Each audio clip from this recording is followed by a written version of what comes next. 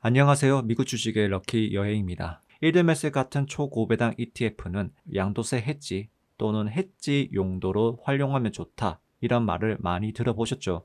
주식 투자 경험이 어느 정도 있으신 분들은 이 말이 무슨 뜻인지 바로 이해가 되실 겁니다. 하지만 이제 막 주식을 시작하셨거나 일드메스는 주가가 녹는다 라는 관점만 바라보신 분들이라면 조금 생소하게 느낄 수도 있습니다. 그래서 오늘 영상에서는 왜 일드메스가 양도세를 줄이는데 도움이 되는지, 그리고 해외 직투로 미국 주식을 투자하고 계신 분들이라면 일드메스처럼 주가가 녹아도 분배금을 많이 주는 ETF를 여러분들의 포트폴리오에 추가하면 왜 좋은지 함께 알아보도록 하겠습니다.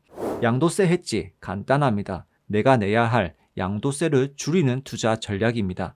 양도세를 언제 내야 하죠? 한 해 동안 발생한 매매 차익에 대한 250만원 비과세를 제외한 초과 수익의 22%를 내년 5월에 납부해야 합니다. 즉 양도세 해지 전략은 이 매매 차익 자체를 줄이는 방식이라고 보시면 됩니다. 보통 가장 많이 쓰는 방법은 마이너스 종목을 매도해서 손익을 줄이는 전략입니다. 이걸 손익통산이라고 하죠. 예를 들어서 A 주식과 B 주식을 각각 1000만원 매수했다고 볼게요.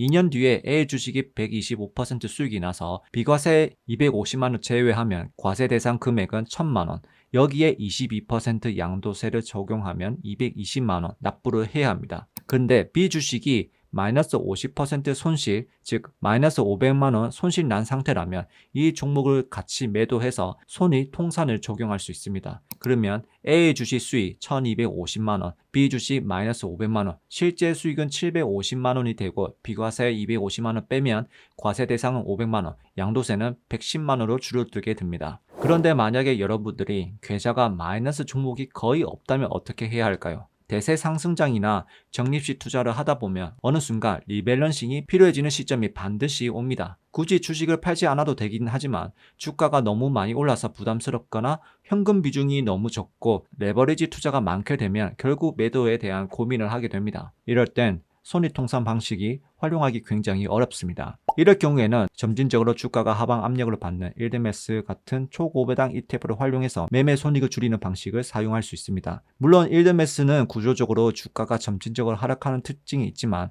그만큼 많은 분배금, 즉 현금 흐름을 함께 만들 수 있다는 장점이 있습니다. 예를 들어 볼게요. 일드메스 ETF에서 의외로 성과가 좋지 않았던 종목 중 하나가 테슬라 기초자산으로 추종하는 테슬리입니다. 테슬리 상장일부터 25년 7월 3일 기준으로 주가는 마이너스 80% 하락, 하지만 분배금 회수율은 하락한 만큼 84% 회수했습니다. 즉 주가는 크게 하락했지만 그만큼 분배금을 대부분 회수한 상태라서 이 예시로 한번 들어볼게요. A 주식에 1000만원, 테슬리에도 1000만원을 각각 투자했다고 가정해 봅시다. A 주식은 앞서 예시처럼 1250만원 수익이 났고 테슬리는 마이너스 500만원 손실 구간에서 손절했다고 가정할게요. 이 경우 손익통산 기준에서 똑같이 양도세는 110만원으로 줄어들게 됩니다. 그런데 여기서 중요한 포인트는 테슬리는 그동안 받은 분배금이 주가가 하락한 만큼 세전 500만원, 세후 기준으로 425만원의 수익이 생겼다는 점입니다.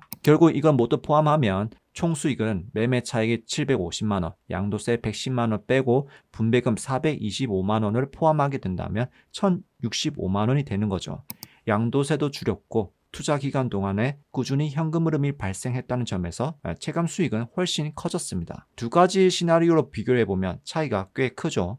하지만 여기서 짚고 넘어가야 할 부분이 있습니다. 테슬리는 워낙 변동성이 큰 종목이기 때문에 진입 시점이 매우 중요하다고 생각해요. 그렇다면 만약에 성과가 더 좋은 일드메스 상품을 골랐다면 어떻게 될까요?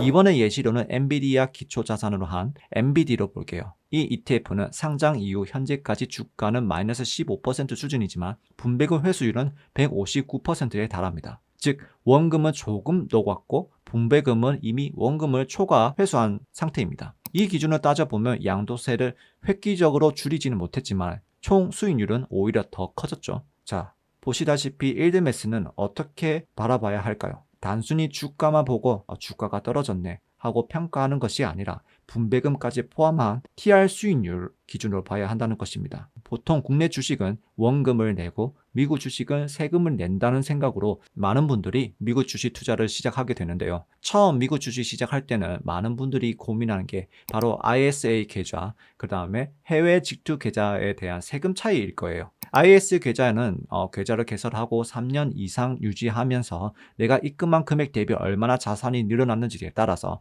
비과세 혜택, 분리과세 혜택을 받게 됩니다. 반면 해외 직접 투자하는 계좌는 매년 정산이 들어가고 매매 차익에 대한 양도소득세를 내야 하는 거죠. 처음에는 이 양도세 부담이 크게 와닿지 않을 수도 있는데, 문제는 올해 수익이 나더라도 내년 시장이 안 좋아지면 수익이 줄어들거나 손실이 날 수도 있다는 겁니다. 그런 상황에서 올해 이미 양도세를 냈는데 시장이 안 좋아서 주가가 떨어지면 이중으로 타격을 받게 되는 구조인 거죠. 저는 그래서 미국 주식에 투자하실 때 주가 차익만 보는 게 아니라 이 주식을 지금 싸게 보이는지 비싸게 보이는지 어느 정도 판단이 된다면 이렇게 일드 매수로 다른 투자 전략도 가능하다고 생각합니다. 분배금으로 꾸준하게 받기 때문에 투자하는 동안에 이 현금 흐름에 주는 심리적 안정감도 생기고, 또 경우에 따라서는 올해 얻은 매매 수익을 손익통산을 해서 내년에 낼 양도세도 줄이는 데 도움이 됩니다. 어느 정도 주식을 보는 눈이 생기신 분들이라면 테슬릭 같은 성과가 좋지 못한 종목은 애초에 걸러낼 수 있습니다. 엔비디처럼 아주 좋은 종목은 아니더라도 성과가 꽤 괜찮은 일드맥스 종목을 충분히 고를 수 있는 안목이 생기게 되겠죠. 그래서 저는 이렇게 말하고 싶어요. 일드매스에 대해서 잘 모르신 분들은 일드매스 주가가 녹아요, 커브드크 주가가 녹아요, 본주보다 수익률이 구려요, 배당세 공보를 더 많이 내는데 그걸 왜 하나요, 걱정이 돼요, 이렇게 생각하시는데, 어떤 종목이 좋다고 해서 한쪽에 몰빵하는 투자를 해야 한다, 이 사고가 생겨서 그런 문제가 생겼다고 생각이 됩니다. 항상 말씀드리지만 성장 자산에 투자하는 것이 1순위가 되어야 합니다. 이번 영상이 도움이 되셨다면 구독과 좋아요 부탁드립니다. 모두 미국 주식으로 럭키 여행이 되시기 바랍니다. 감사합니다.